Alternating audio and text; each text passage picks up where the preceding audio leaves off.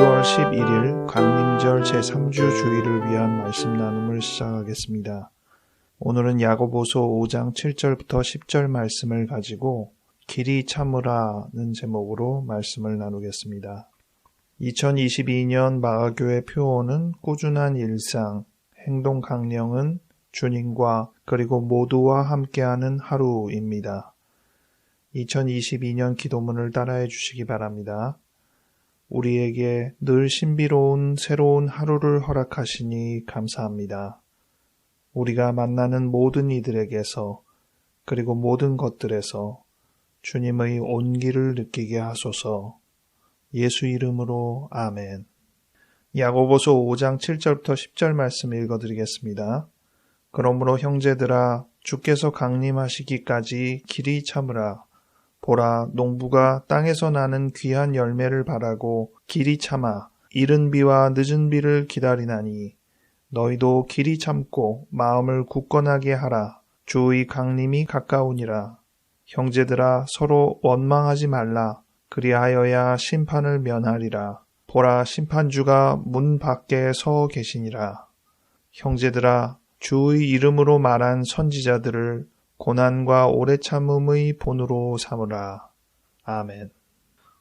이번 주는 강림절 세 번째 주간입니다. 세 번째 초를 켜는 날인데 대개 이 세 번째 초가 색깔이 보라에서 점점 흰색으로 옅어지면서 분홍빛에 가까운 초를 켜게 되는 주간입니다.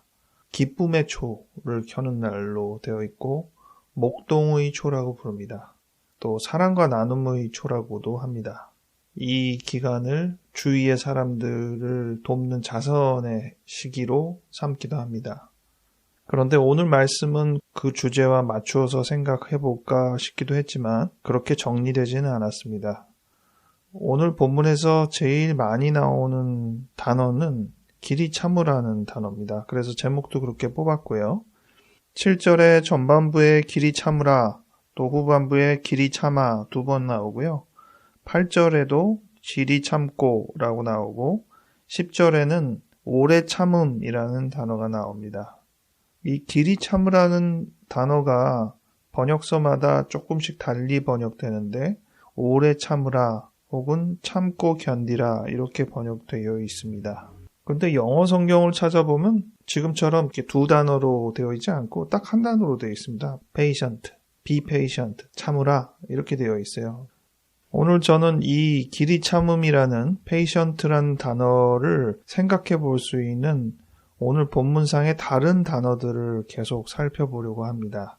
결국 이 단어들은 모두 다 길이 참으라는 이 단어의 의미를 정확하게 알려주는 단어들이 될 것입니다.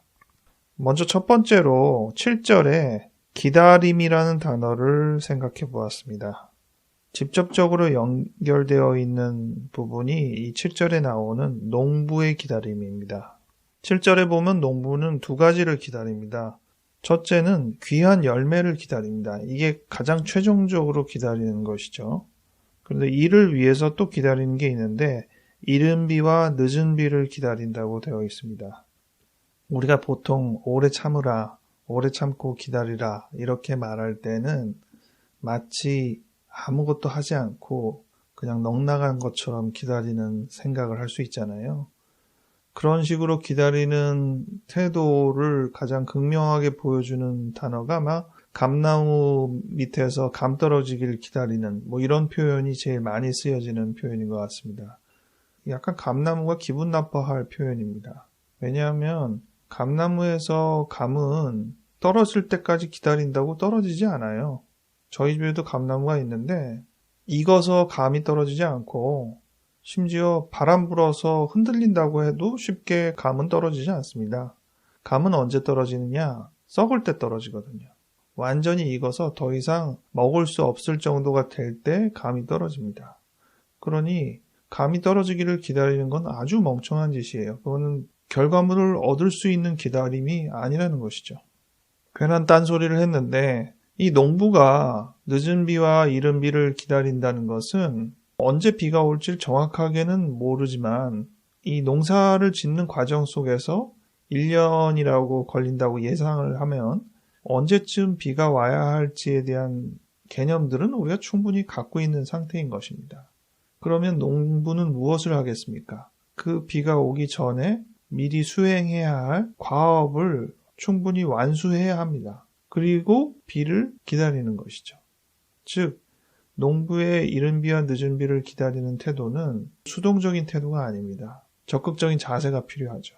비록 비가 몇 날 몇 시에 딱 온다, 이것을 맞추지는 못하지만 언제쯤 비가 올 것이라는 것을 예상하고 그 예상대로 자기가 해야 될 몫을 해야 되는 것입니다. 물론 그 예상처럼 비가 오지 않을 수도 있을 거예요. 그러면 농부는 아마 다른 계획들을 가져야 할지 모르겠죠. 하지만 기본적으로 농부는 자연의 섭리에 맞추어서 비가 오기를 기다리는 것을 우선할 것입니다. 그 다음 두 번째로 길이 참음과 연결지어서 생각해 볼 수 있는 단어가 9절에 나와 있는데요. 원망이라는 단어입니다. 형제들아 서로 원망하지 말라. 그리하여야 심판을 면하리라. 이렇게 적혀 있어요. 길이 참으라 이야기를 하면서 왜 원망하지 말라는 표현을 했을까? 이것은 길이 참음과 대조적인 반대 표현이 되기 때문입니다. 오래 참음의 반대말은 무엇일까? 가장 쉽게 튀어나오는 부분은 기다리지 않는 것, 내지는 조급한 것, 이런 것들이 떠오르지 않겠습니까? 그러한 표현과 같은 의미로 원망이란 단어를 생각해 보면 어떤 연결고리가 떠오를 것입니다. 조바심과 원망은 쉽게 연결이 되기도 합니다. 길이 참는다는 것이 무엇인가 잘 정리가 안 될 때 원망을 하지 않는다는 것이 무엇인가 생각을 하면서 정리를 한다면 조금 더 개념이 잘 정립이 된다는 것이겠죠. 사실 기다리는 과정 중에 불평, 불만, 원망 이런 부분이 쉽게 나올 수 있을 것이라고 예상이 됩니다. 이 부분을 갖지 않도록 노력하는 것, 그것이 길이 참는 것과 동일한 의미라는 것을 이해할 수 있습니다. 그 다음 세 번째, 길이 참으라는 단어와 연결지어서 생각해 볼 수 있는 단어는 가까움이라는 단어입니다. 이 단어는 8절에도 나오고 9절에도 의미적으로 나옵니다. 8절에는 주의 강림이 가까우니라 이렇게 바로 나오고요. 9절에는 주께서 문 밖에 서 계신다고 적혀 있는데 그것이 가까이 계신다는 의미와 같은 의미죠. 근데 이 단어는 길이 참으라는 단어와 비교해 볼 때는 매우 모순적인 단어입니다. 이 모순을 우리는 어떻게 이해해야 할까? 원망 없이 오래 참을 수 있다는 것은 그날이 비록 멀지만 그날이 매우 가까이 있는 것과 같은 마음 자세를 가질 때 가능하다는 것이죠. 이미 이루어졌다고 생각하거나 매우 가까이 있다고 생각하여서 편안한 마음을 가지고 계속 기다릴 수 있어야 된다는 것이 오래 참음의 단어와 연결되는 의미겠습니다. 물론 반대가 될 수도 있습니다. 가까울 때 더 조급해지는 경우들을 우리가 많이 경험하잖아요. 그렇지 않은 의미로 물론 생각해야 된다는 것이죠. 마지막으로 길이 참음과 연결할 수 있는 단어는 10절에 나와 있는 선지자입니다. 형제들아 주의 이름으로 말한 선지자들을 고난과 오래 참음의 본으로 삼으라. 근데 이 선지자들이 어떻게 해서 이 고난과 오래 참음의 모본이 될까요?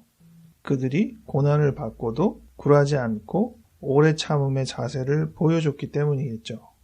이 선지자는 어떤 선지자냐? 주의 이름으로 말한 선지자입니다.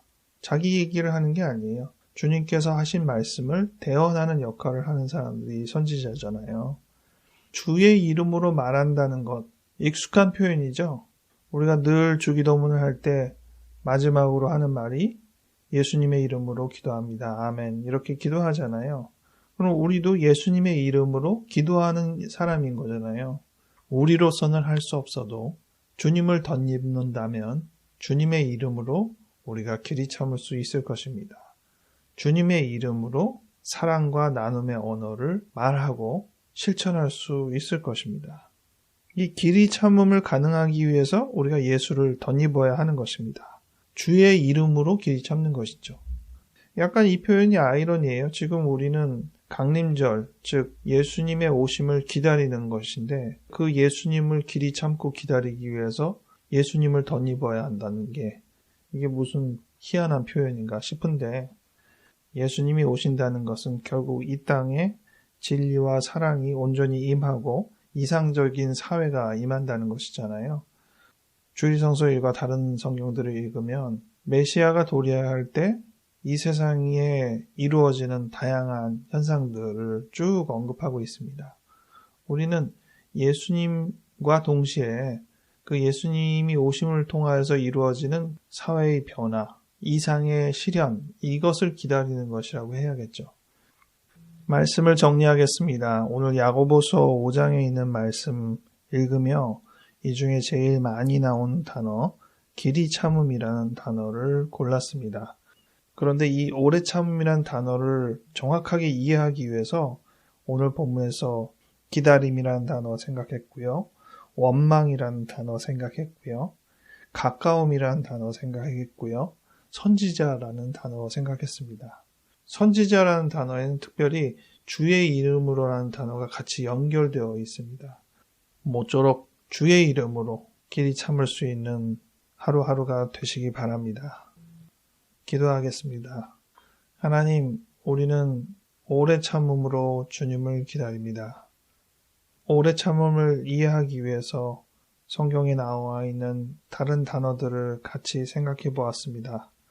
이 모든 단어들이 오래 참음이라는 덕목을 잘 이해할 수 있게 도와줄 것이라 생각합니다. 여러 단어가 한 단어를 도와주는 것만 아니라 우리 현실에서 여러 상황이 그리고 여러 많은 사람들이 나의 인격을 돕는다는 것을 우리는 알고 있습니다. 우리 주변에 나를 돕는 많은 것들을 다시금 떠올려 볼 수 있는 일주일이 되게 하여 주시옵소서. 감사를 표하고 기쁨을 나눌 수 있는 관계가 되게 도와주시옵소서. 미처 생각해 보지 못했던 우리 주변의 이웃을 생각해 볼 수 있는 한 주 되게 도와주시옵소서. 감사드리옵고 예수 이름으로 아멘.